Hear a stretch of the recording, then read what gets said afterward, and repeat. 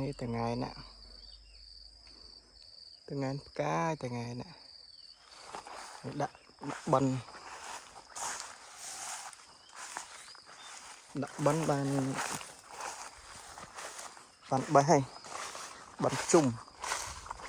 ថ្ងៃតិចតួច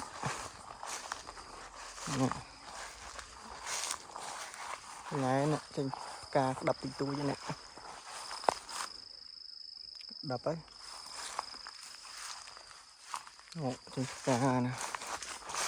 ផ្កាឡើងព្រាតចេញផ្កាក្តាប់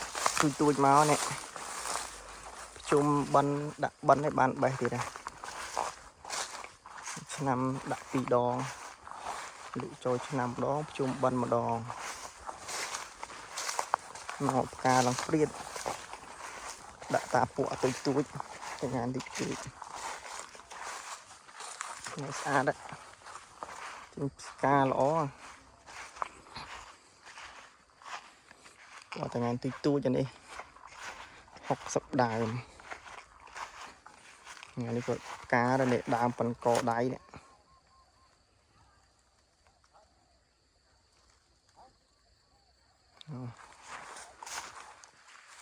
ផ្កាស្អាតថ្ងៃនេះមានត្រូនេះបោះឡើង